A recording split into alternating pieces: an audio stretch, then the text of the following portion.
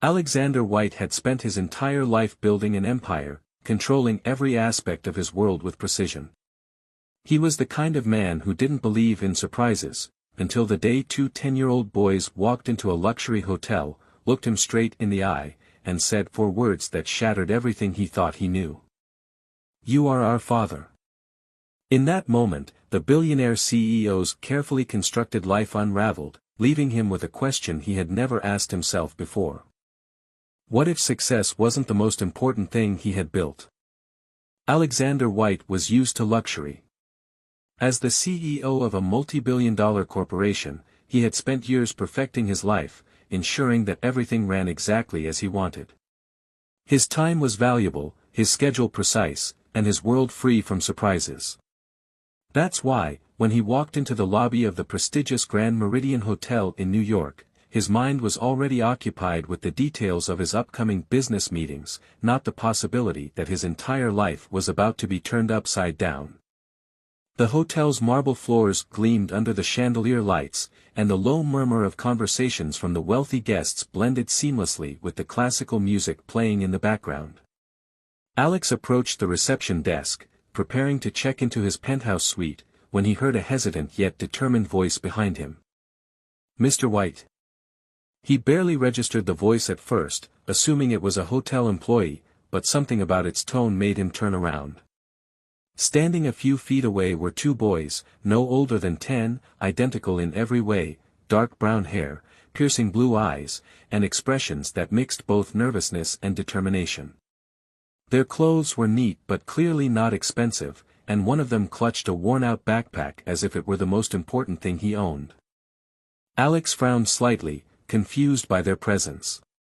"Yes," he replied, his voice even but guarded.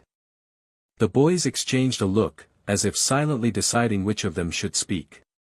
Finally, the one holding the backpack stepped forward. "We need to talk to you," he said, his voice steadier than Alex expected for a child his age. Alex glanced around the lobby, noticing a few curious glances from nearby guests. He had no idea who these kids were or why they were addressing him so directly, but something about their expressions unsettled him. "I'm sorry, but do I know you?" The second boy, who had been silent until now, took a deep breath and met Alex's gaze head-on. "We're your sons." For the first time in years, Alexander White was speechless. The noise of the lobby faded into the background as his brain tried to process what he had just heard. Sons. That was impossible. He had no children. He had never been married, and he had certainly never been in a situation where he would have fathered 2 boys without knowing about it. A moment passed, and when he didn't respond, the first boy continued. "Our mom, she passed away a few weeks ago. Before she died, she told us who you were." Alex felt an unexpected chill run through him. There was something about the way they spoke, the confidence in their words, that made it difficult to dismiss them outright. His instincts told him this wasn't a scam, and yet the logical part of his mind refused to accept the possibility. "Who was your mother?" he asked, his voice quieter now. "Lillian Brooks," the second boy answered immediately. The name hit him like a punch to the gut. He hadn't thought about Lillian in nearly a decade, but hearing it now, from these boys who claimed to be his children, sent memories flooding back. They had been together for a short time, one of those intense, fleeting relationships that burned bright and ended abruptly. She had been kind, full of life, but their worlds had been too different. She had left without a word, and he had never seen her again. The pieces started to fit together in ways he didn't like. The timeline. The boy's age. Their resemblance to him, which he could no longer ignore now that he was truly looking at them. A tightness settled in his chest. "Why didn't she tell me?" he asked, more to himself than to them. The boy with the backpack shrugged. "We don't know. But she told us you were our dad, and now she's gone. We had nowhere else to go." Alex ran a hand over his face, exhaling sharply. This was impossible, and yet, here they were, standing in front of him, forcing him to question everything he thought he knew about his past. He wasn't sure what unsettled him more, the fact that they might actually be telling the truth or the realization that if they were, he had missed 10 years of their lives without even knowing they existed. "Come with me," he finally said, his voice steady but firm. The boys exchanged another glance before nodding in unison. Alex led them toward the elevator, his mind spinning with 1,000 questions, none of which had answers yet. If they were telling the truth, if Lillian had kept this from him all these years, then his life was about to change in ways he could have never prepared for. And for the first time in his carefully controlled world, Alexander White had no idea what would happen next. The ride up to the penthouse was silent except for the occasional ding of the elevator as it passed each floor. Alex stood with his hands in his pockets, stealing glances at the boys beside him. Now that he had time to really look at them, the resemblance was undeniable. The sharp angles of their faces, the way their brows furrowed slightly when they were deep in thought, even the way they stood, straight-backed and quietly observing everything around them, reminded him of himself. It was unsettling. When the elevator doors opened, Alex led them into his penthouse, a sleek, modern space with floor-to-ceiling windows that overlooked the city skyline. The boys hesitated at the entrance, their gazes sweeping over the pristine furniture, the perfectly arranged decor, the cold elegance of the space. It was clear that children had never lived here. There were no scattered toys, no signs of warmth or chaos, just a home built for a man who had spent years prioritizing work over everything else. "Come in," Alex said, motioning them inside. He walked toward the kitchen, grabbing a bottle of water from the fridge before turning back to face them. "You should start from the beginning. How did you find me?"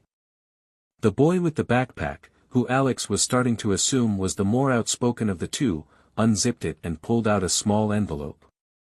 He placed it on the counter and slid it toward Alex. "Mom left this for us." Alex hesitated before picking it up. His fingers tightened slightly around the paper as he unfolded the letter inside. The handwriting was unmistakably Lillian's, neat, slightly slanted, with a certain fluidity that he had always found beautiful. "Alex. If you're reading this, then I'm gone, and Jake and Oliver have come looking for you. I know you probably have a million questions, and I wish I could be the one to answer them. The truth is, I made a choice a long time ago not to tell you.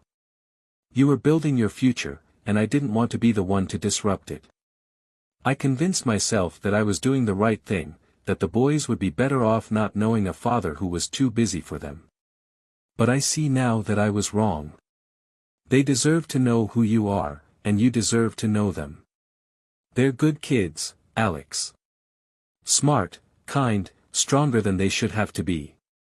And now, they have no one but you, I hope you do right by them. Lillian." Alex let out a slow breath, his fingers tightening around the letter before he carefully set it down. He wasn't sure what frustrated him more, the fact that Lillian had kept them from him for 10 years, or the fact that she had been right. If she had told him back then, would he have been ready? Would he have stepped up? Or would he have convinced himself that his career was more important than raising 2 children? His throat felt tight as he looked up at the boys, his sons. Jake and Oliver. The weight of it all settled heavily on his chest. "You've been on your own since she passed." His voice was quieter now, less controlled than he would have liked. Oliver, the quieter one, finally spoke. "We stayed with a neighbor for a while, but she couldn't keep us. Social workers were going to put us in foster care, so we ran away." His voice was steady, but there was something in his eyes, something wary, guarded. Alex ran a hand over his face. "You ran away. Do you have any idea how dangerous that is?" Jake lifted his chin slightly, defiant. It was better than being separated. That hit Alex harder than he expected. The idea of them being split up, tossed into a system where no one knew or cared about them, made something cold settle in his chest. He exhaled, trying to process everything. Finally, he nodded. "All right." Jake frowned slightly. "All right? You're staying here," Alex said simply, as if it were the most obvious thing in the world. The boys exchanged glances, uncertainty flickering in their eyes. Just like that? Oliver asked. Alex leaned against the counter, crossing his arms. Just like that. You said you had nowhere else to go. Now you do. For a long moment, neither of them spoke. Then, slowly, Jake nodded, as if accepting that this was real. Oliver followed a second later. Alex took a deep breath. He had no idea what he was doing, no clue how to raise two 10-year-olds, but there was one thing he was certain of: he wasn't going to let them go. Not now. Not ever.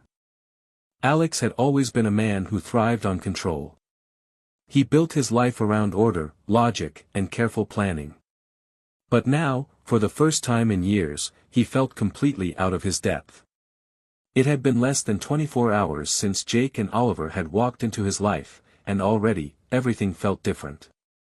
The next morning, he woke up earlier than usual, not because of an alarm or a meeting, but because the quietness of the penthouse felt heavier than before.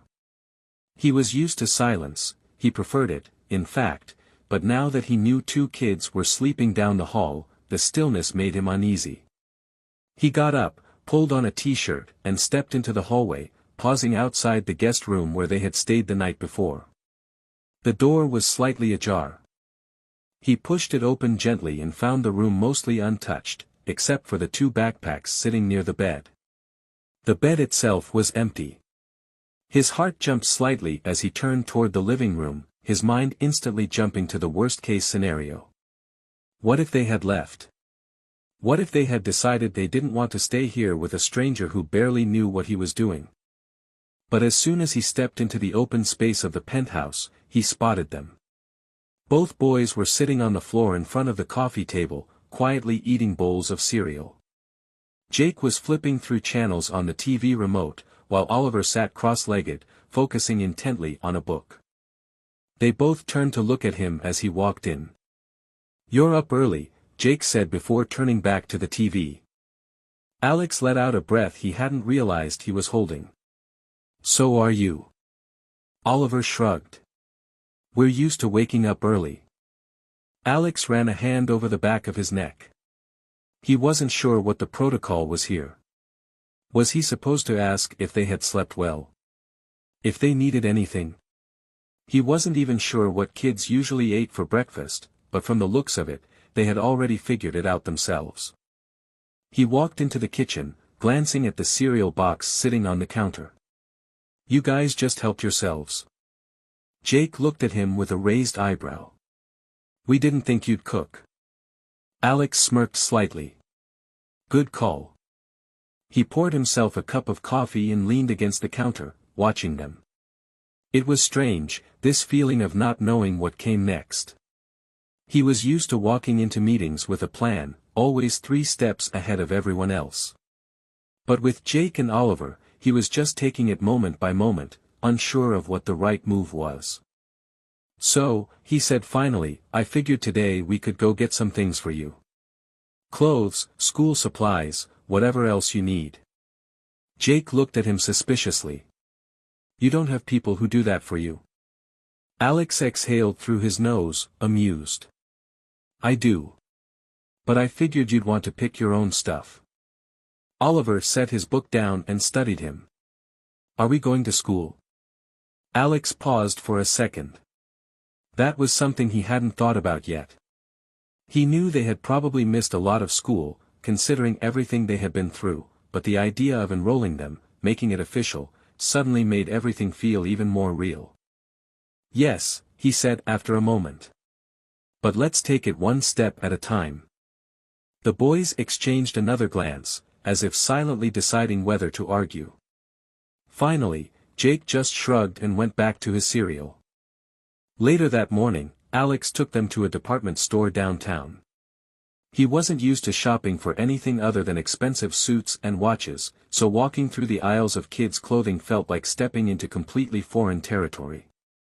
The boys, however, seemed to know exactly what they were doing. They picked out jeans, hoodies, sneakers, simple, practical things. They didn't gravitate toward anything flashy or expensive, and Alex noticed how often they checked the price tags before adding something to the cart. "You don't have to worry about the cost," he said as he watched them hesitate over a pair of sneakers. Jake glanced at him. "We're just not used to this." Alex frowned slightly. He knew they had lived modestly with their mother, but the fact that they were so cautious with money at their age made something in his chest tighten. He didn't want them to feel like they had to hold back. "You're not going to go crazy and buy 10 pairs of shoes," he said, "but you also don't have to act like I'm going to take it all away if you pick something nice." Jake hesitated, then finally nodded, grabbing the sneakers he wanted. After the shopping trip, they stopped at a small diner for lunch. The boys were quieter than before, but not in an uncomfortable way. It was as if they were still adjusting to this new reality, just as he was. As they ate, Alex found himself watching them closely, picking up on their small differences. Jake was the more outspoken one, always the first to respond, always with a sharp comment or question. Oliver was quieter, more observant, the type to think before he spoke. It was strange how quickly Alex could see pieces of himself in both of them. "You guys want to do anything else today?" he asked as he finished his coffee. Oliver looked thoughtful. "Can we go to a bookstore?" Alex blinked, surprised. "A bookstore?" Oliver nodded. "Mom used to take us all the time." Alex wasn't sure why, but that hit him in a way he didn't expect. He had spent years not knowing about their existence, and now, suddenly, there were these small details, pieces of their lives that he had never been a part of. He had missed their first words, their first steps, their birthdays. He hadn't been there when their mother read them bedtime stories, when she took them to bookstores, when she shaped them into who they were. But he was here now. And maybe that was what mattered. "Yeah," he said, nodding. "We can go to a bookstore." Jake smirked. "You don't seem like the type of guy who reads a lot." Alex chuckled. "I read. Just not for fun." Oliver smiled for the first time that day. "Maybe we'll find you something to change that." Alex wasn't sure what kind of father he was supposed to be. He didn't have the answers, didn't have a manual for how to do this right. But as he sat there with his sons, he realized he didn't need to have everything figured out right away. He just needed to show up. And for now, that was enough. Alex had always been a man of routine. Every part of his day was planned, from the moment he woke up to the second he went to sleep. His world revolved around schedules, efficiency, and control. But now, with 2 10-year-olds living under his roof, his carefully constructed life was beginning to shift in ways he never expected. The first major adjustment was the noise. His penthouse had always been silent, a place where he could think without distractions, where the only sounds were the hum of the city outside his floor-to-ceiling windows and the occasional beep of his phone. Now, there were footsteps running down the hall, the clatter of dishes as the boys made their own breakfasts, the muffled sounds of laughter and bickering as they talked in the other room. He hadn't realized just how quiet his life had been until they arrived. One morning, as he walked into the kitchen, he found Jake standing on one of the chairs, reaching for the top shelf where Alex kept the cereal. Oliver stood nearby, arms crossed, clearly unimpressed with his brother's method. "You're going to fall," Oliver said, watching him struggle. Jake ignored him, stretching further. "I've got it." Alex leaned against the counter and raised an eyebrow. "You could just ask for help." Jake turned his head sharply, startled, and nearly lost his balance. Alex grabbed his arm before he could topple over and set him back on the floor. Jake sighed, annoyed. "I had it."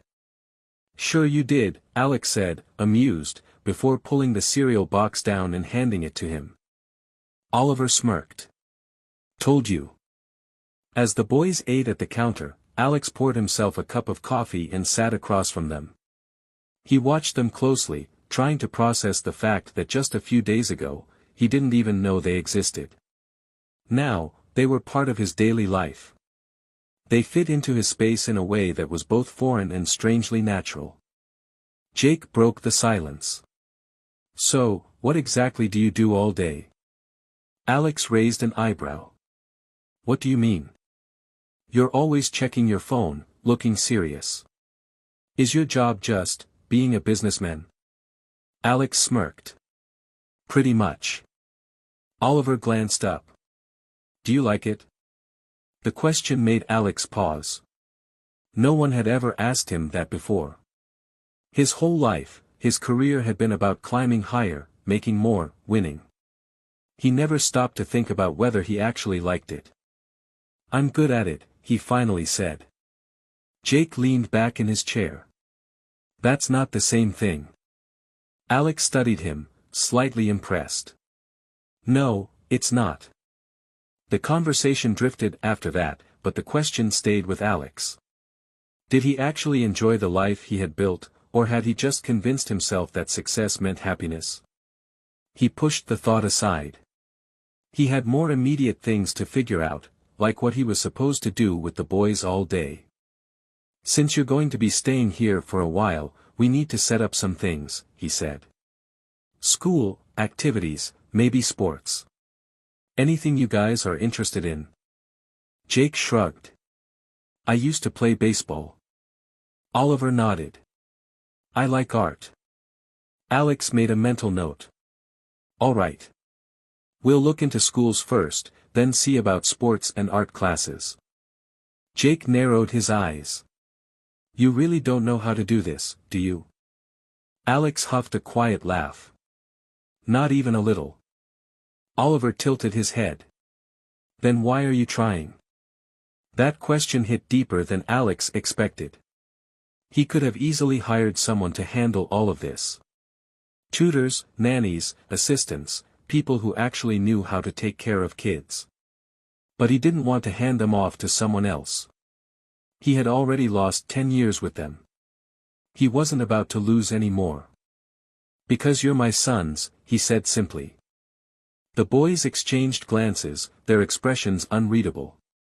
It was clear they weren't used to hearing that. Maybe they weren't sure if they believed him yet. After breakfast, they spent the day looking at schools. Alex had always assumed picking a school was just a matter of choosing the most prestigious one, but as he watched the boys explore the campuses, he realized it wasn't that simple. They weren't impressed by massive libraries or high-tech classrooms. They cared about things he hadn't considered, whether the teachers were nice, whether there was a baseball field, whether there was an art program Oliver could actually enjoy. By the end of the day, he let them decide. They picked a school that wasn't the most expensive or prestigious, but one that felt right to them. Alex had never let someone else make a decision that affected him before, but this time, he didn't mind. That night, as the boys got ready for bed, Alex walked past their rooms and heard them talking. He didn't mean to eavesdrop, but their voices were clear through the slightly open door. Do you think he's serious? Jake asked. I don't know, Oliver admitted. But he didn't have to let us stay. There was a pause, then Jake sighed. I guess we'll see. Alex stood there for a moment before quietly walking away. He had spent his entire life proving himself in business, showing people that he was capable, reliable, powerful. But for the first time, he realized he had something else to prove. He had to prove to his sons that he wasn't going anywhere.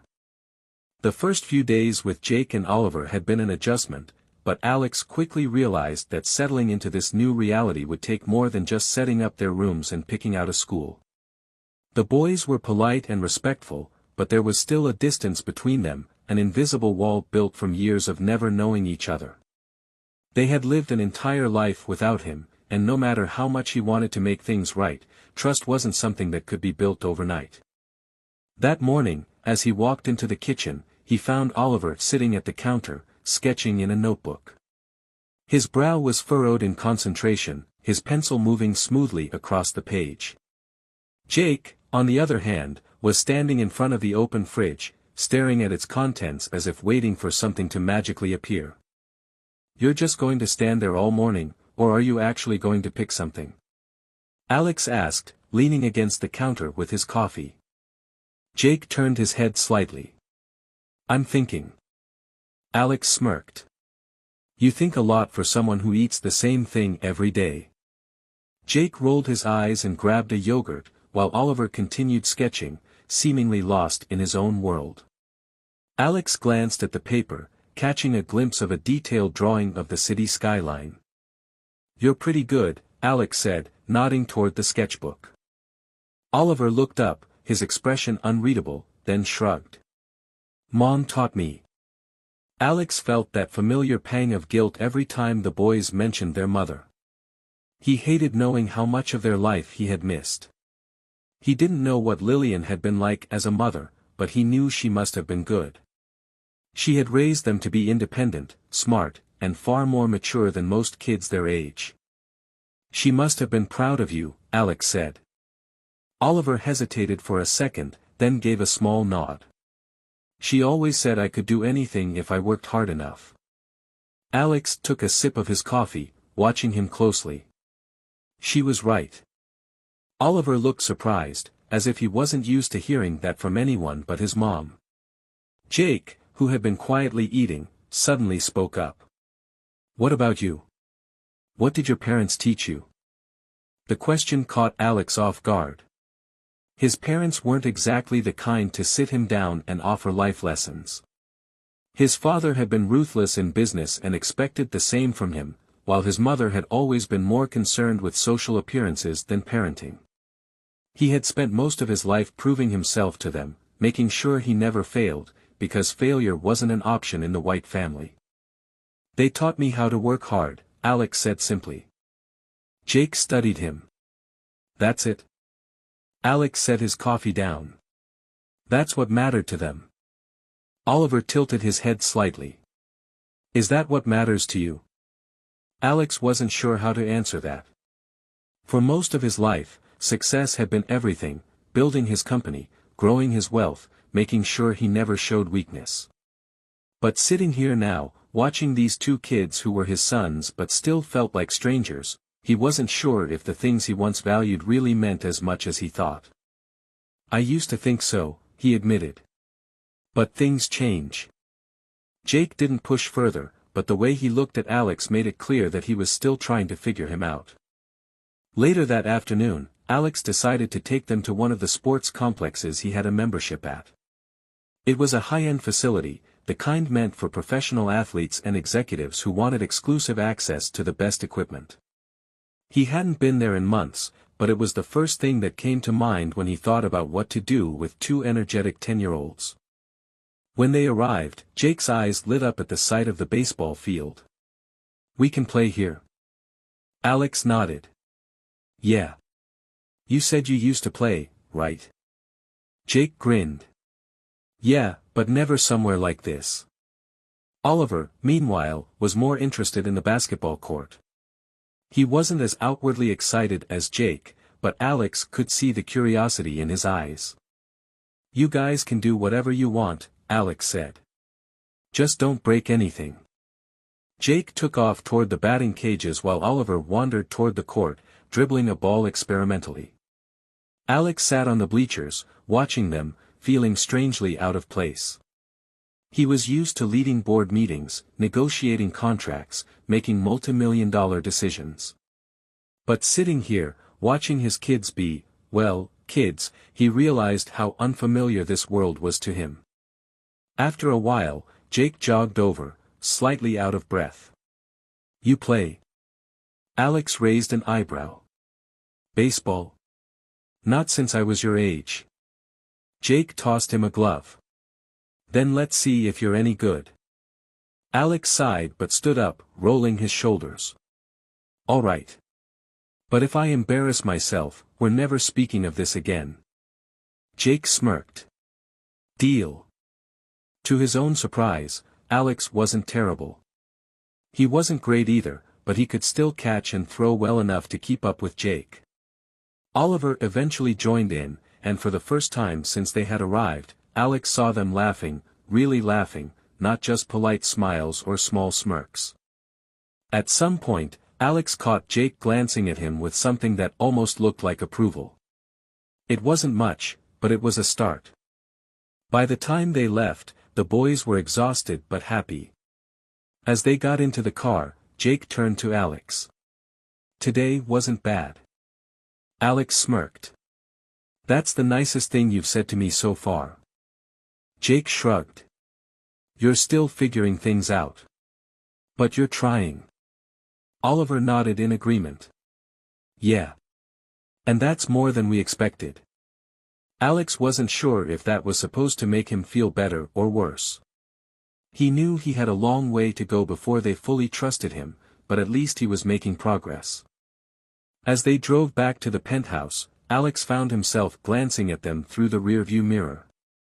Maybe he wasn't the kind of father they needed yet, but for the first time in his life, he was willing to learn. The next few days were filled with small but meaningful adjustments. Alex had spent years living alone, accustomed to silence, order, and a lifestyle that revolved around work. Now, he was slowly adapting to having two 10-year-olds in his penthouse, which meant noise, unpredictability, and an ever-growing list of things he had never thought about before, like making sure there was food they actually wanted to eat, figuring out their school enrollment, and learning what it meant to be responsible for someone other than himself. One evening, after a long day at the office, he walked into the penthouse to find the boys in the living room.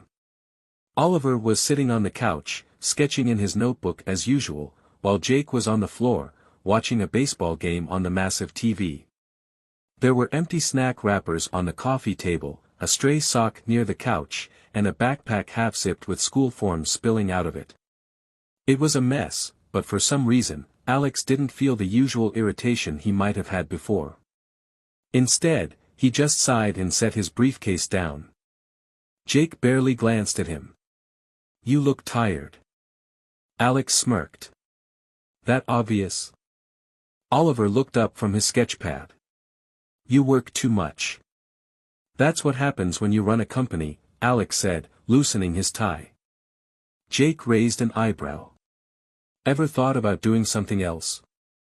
Alex chuckled, sinking into the armchair. "Like what?" Jake shrugged.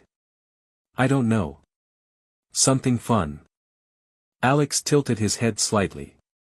He had spent his entire adult life building his business, pushing himself harder with each passing year. Fun wasn't exactly something he had prioritized. Even when he traveled, it was for work. Even when he went to events, they were strategic networking opportunities.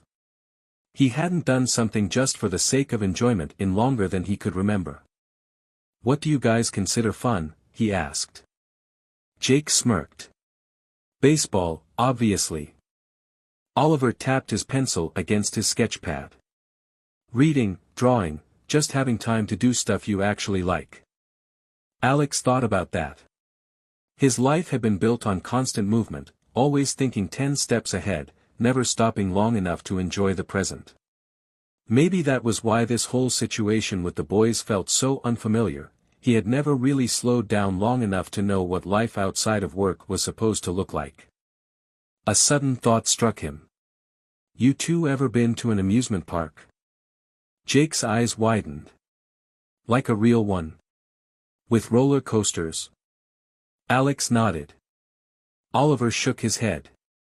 "Mom never had time to take us." Alex leaned forward. "Well, I have time now. How about we go this weekend?"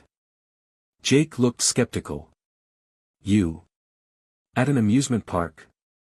Wearing what, a three-piece suit?" Alex smirked. "I do own normal clothes, you know." Oliver laughed. "I'll believe it when I see it." By the time the weekend arrived, Alex had arranged for them to visit one of the largest amusement parks just outside the city. He had expected it to be chaotic, crowded, and exhausting, which it was, but he hadn't expected to actually enjoy it. Jake ran ahead, excited about every ride, dragging Oliver along with him. They started with a roller coaster that had multiple loops, and to his own surprise, Alex found himself going along with them. The ride was fast, disorienting, and something he would have never chosen to do on his own, but when he got off and saw the way the boys were grinning at him, he realized he didn't regret it. Throughout the day, they tried different rides, played games at the carnival booths, and even stopped for lunch at one of the overpriced food stands. Jake won a stuffed bear at a basketball shooting game and immediately handed it to Oliver, who rolled his eyes but took it anyway. At one point, while they were waiting in line for another ride, Oliver looked up at Alex and said, "Mom would have liked this." Alex glanced at him. "Yeah." Oliver nodded. "She always wanted us to have fun, even when things were hard." Alex swallowed the lump in his throat. He had spent so much time thinking about what he had missed, what he hadn't been there for, but maybe what mattered more was what he was doing now. That evening, after they returned home, the boys crashed almost immediately, exhausted from the long day. Alex stood in the hallway, looking at their closed doors, realizing how different his life had become in such a short time. He had walked into that hotel weeks ago thinking he was just a businessman, someone who controlled every aspect of his life with precision. Now, he was the father of 2 boys who had already changed him more than he had expected. For the first time in a long while, he wasn't thinking about work. He was thinking about them. Adjusting to life with Jake and Oliver was a slow process, but every day, Alex found himself learning more about what it meant to be a father. It wasn't just about making sure they had food, clothes, or a roof over their heads. It was about the little things, the way Oliver absent-mindedly tapped his pencil against the table when he was thinking, how Jake always tested the limits of every rule just to see if Alex would actually enforce it, the way they both hesitated before asking for things as if they were still unsure if they had the right to. One evening, Alex returned home earlier than usual, something he never would have done before the boys came into his life. He walked into the penthouse to find Oliver sitting on the couch, reading a book, while Jake was lying on the floor tossing a baseball up and catching it. There was a faint smell of burnt toast lingering in the air, and when Alex glanced toward the kitchen, he saw a plate of half-eaten sandwiches on the counter. "You guys attempted to cook?" Alex asked, raising an eyebrow. Oliver didn't look up from his book. "We made grilled cheese." Jake grinned. "Mostly." Alex smirked, walking over to inspect the mess they had left behind. "I assume mostly means the first few were disasters." Jake sat up. "More like Oliver forgot you have to butter the bread first." Oliver shot him a look. "I didn't forget. I just didn't know." Alex shook his head, amused. "Remind me to show you how to use the stove properly before you burn the place down." Jake stretched his arms behind his head. "You actually cook?" Alex leaned against the counter. "I know how. I just never have the time." Oliver glanced at him. "You have time now." The words caught Alex off guard. He had spent his entire life filling every second of his schedule with work, convinced that time was his most valuable asset. But now, for the first time, he was being forced to slow down, and he wasn't sure if he hated it or if he was starting to understand why it mattered. "I guess I do," he said after a moment. "Maybe I'll teach you both something that doesn't involve burning bread." Jake smirked. "That sounds like a challenge." The next day, Alex did something he had never done before. He canceled a meeting so he could be home in time to cook dinner with the boys. He didn't tell them in advance, partly because he wasn't sure if he was actually going to follow through with it. But when he walked through the door carrying a bag of groceries instead of his usual briefcase, their surprise was clear. "You actually meant it?" Jake asked, watching as Alex set the bag on the counter. Alex rolled up his sleeves. "What, you thought I was bluffing?" Oliver stood up from the couch, looking mildly impressed. "I mean, yeah." Alex smirked. "Well, you're about to learn that I don't bluff." He wasn't an expert chef, but he knew enough to get by. He taught them how to make pasta from scratch, showing them how to knead the dough, roll it out, and cut it into strips. At first, Jake was more interested in seeing how much flour he could get on the counter, while Oliver focused intently on getting the shapes just right. Alex found himself surprisingly patient, explaining each step, answering their questions, and watching as they slowly got the hang of it. By the time they were sitting at the table eating the finished product, Jake leaned back in his chair, satisfied. "Okay, I'll admit. That was actually kind of fun." Oliver nodded. "It tastes better than the stuff from a box." Alex smirked.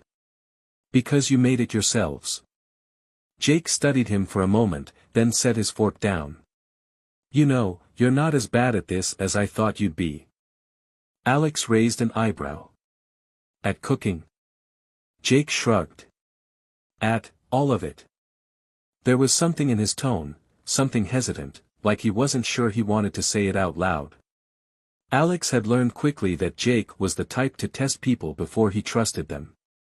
He wanted to see if Alex would stick around, if he was serious about this, or if it was just temporary. "I told you," Alex said, holding his gaze. "I'm not going anywhere."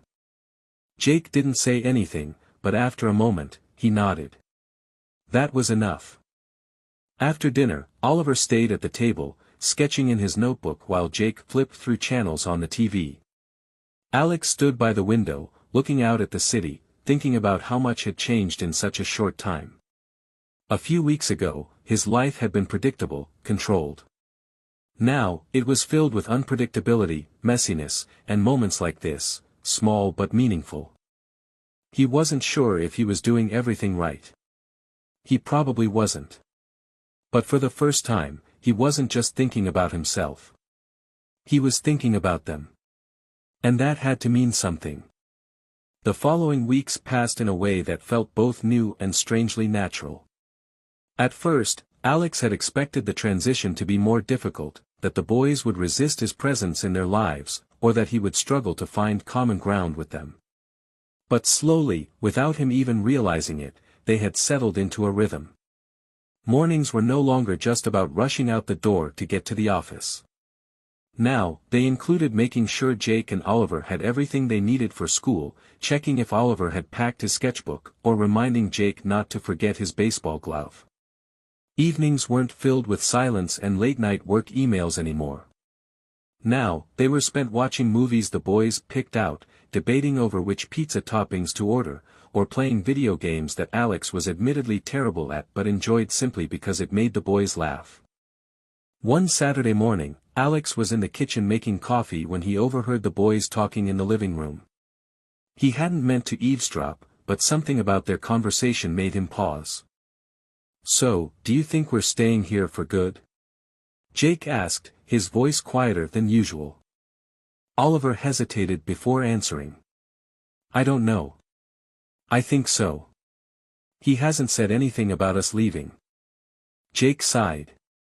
"Yeah, but what if he changes his mind? What if he decides he doesn't want us around anymore?" Alex felt something tighten in his chest at those words. He had assumed that by now, they understood that he wasn't going anywhere, but hearing the doubt in Jake's voice made him realize that maybe they were still waiting for the moment when everything would fall apart again. They had spent their whole lives knowing what it was like to lose people, to not have stability. It made sense that they would struggle to believe that this time was different. He stepped into the living room, and both boys immediately went quiet, looking up at him like they had been caught doing something wrong. He sat down across from them, setting his coffee mug on the table, and met their eyes. "You're not going anywhere," he said firmly. Jake shifted slightly, looking down. "You say that now, but what if?" "There's no what if," Alex interrupted. "I didn't know about you before. That wasn't my choice. But now that I do, I'm not just going to pretend you don't exist. You're my sons. That doesn't change just because things aren't always easy." Oliver studied him carefully, as if trying to determine if he really meant it. "Even if we mess up sometimes?" Alex smirked. "Especially if you mess up sometimes."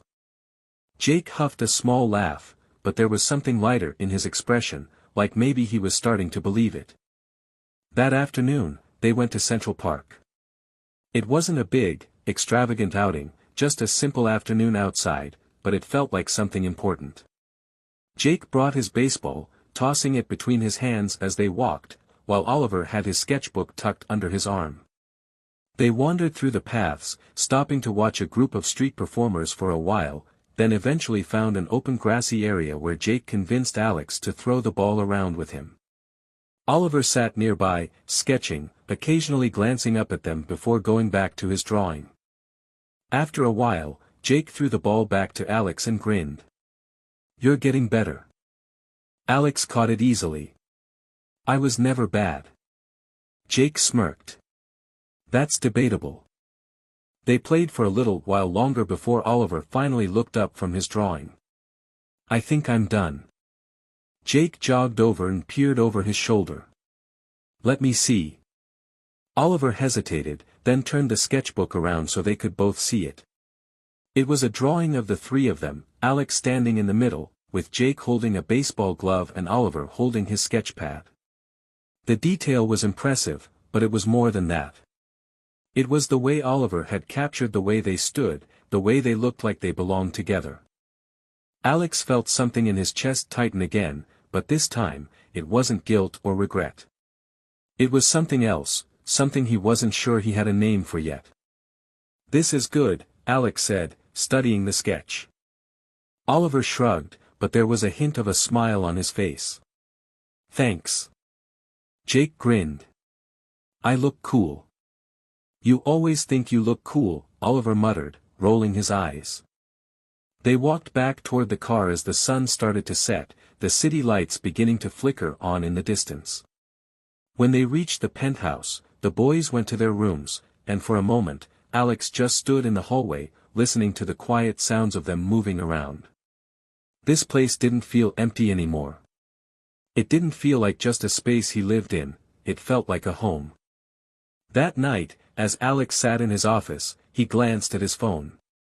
His calendar was still packed, his schedule still demanding, but for the first time in a long time, he wasn't thinking about work. He was thinking about what they were going to do tomorrow, what they needed for school next week, whether he should sign Jake up for a baseball league or get Oliver more art supplies. He was thinking about them. And for the first time in his life, that was what mattered most. This story is not just about unexpected fatherhood, it is about the deep transformation of a man who spent his entire life believing that success was measured only by money and power. Alexander White, accustomed to control and calculation, faced the most challenging test of all, becoming something he had never planned to be, a father. What makes this story special is not just the revelation itself but the journey the main character takes. He doesn't immediately understand that children are not just a responsibility but a true wealth that cannot be bought or planned. He has to step beyond the boundaries of his carefully structured world, learn to trust, to care, and most importantly, to put someone else before himself. The ending of this story is particularly important. It is not idealized, Alexander does not instantly become the perfect father, but he does the most important thing, he chooses to stay. He chooses not to run from this new reality but to accept it, to learn, and to change. And that is the key message: family is not something that comes ready-made, but something that is built step by step through mistakes, patience, and the willingness to be better.